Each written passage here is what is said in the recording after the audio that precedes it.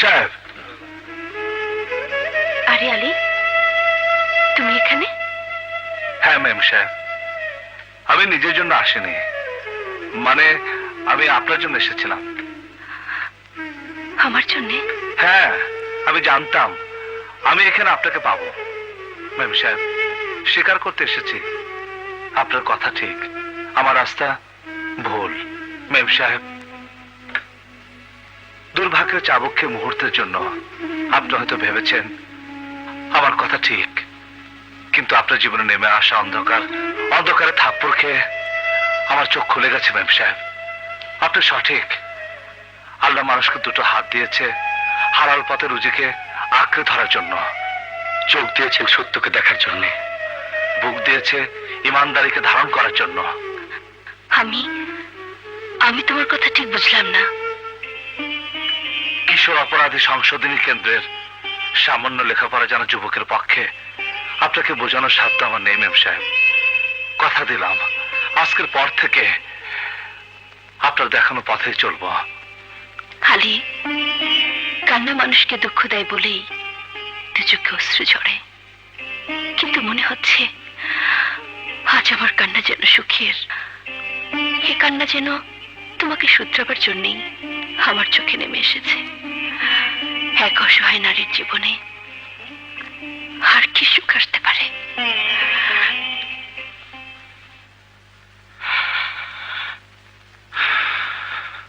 Ma'am সাহেব,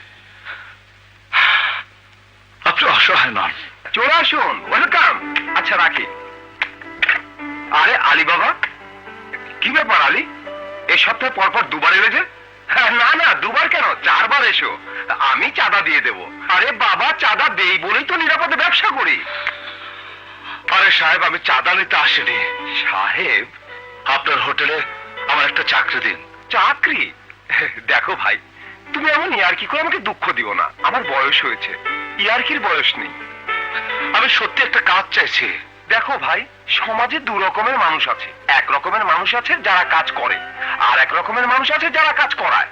আর যারা কাজ করায় তারা তো লিডাররা কাজ করলে সিস্টেমটাই উল্টো হয়ে যাবে। এই আলীবাবার জন্য কফি নিয়ে আয়। তার আর দরকার হবে না, আসে। চাঁদাবাজ চাঁদা চায় না, ওর অসুখ না আমার।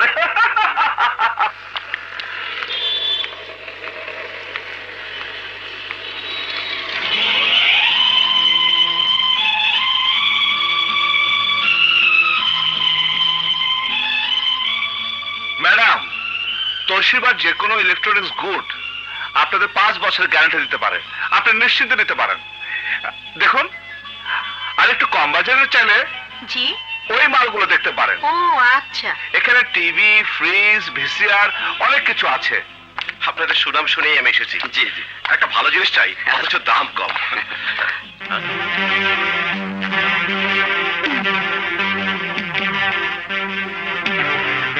মিস্টার রহমান, বলুন, আলী এখানে কি করছে? আলী আমার দোকানের নতুন সেলসম্যান, খুবই দক্ষ ছেলে। 7 দিনের মধ্যে আমার দোকানটাকে আপন করে নিয়েছে। আর 7 দিনের মধ্যে পুরোটা হজমও করে ফেলবে। দাগি আসামিও। কি বলছেন আপনি? হ্যাঁ, আমি ঠিকই বলছি। নিশ্চয়ই ডাকাতি করার মতলবে ঢুকেছে। চল হারামজাদা, তোর চাকরির কুমড়ো তোর আমি বের করে দিচ্ছি। চল।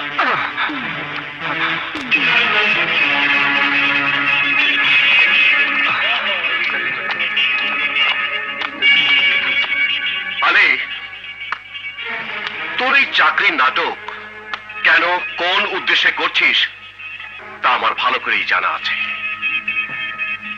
তুই হতে পারিস বস্তির বাবা, কিন্তু আইনের ওপর কোনো বাবা নেই। যা, আমি যেন আমার এলাকার কোনোদিন তোকে না দেখি। যদি দেখি তার শাস্তি তুই অবশ্যই পাবে।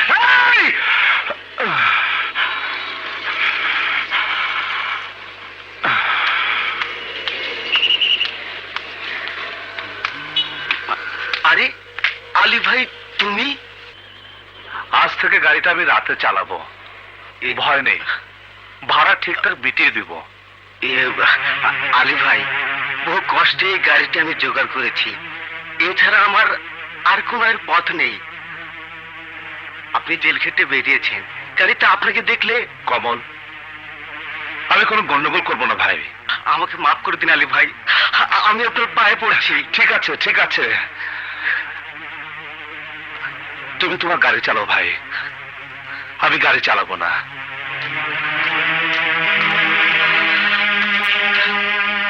গরম, এই গরম চা। আরে আলী ভাই, ইস কতদিন তোমারে দেখি না, কি ভাবতেছো বসে বসে?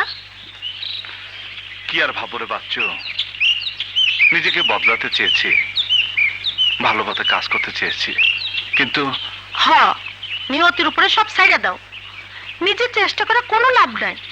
আমারে দেখো না, যেদিন আমি চেষ্টা করি সেদিন কোনো বেচা বিক্রি হয় না, আবার আল্লাহ যেদিন বেচায় সেদিন বাম্পার।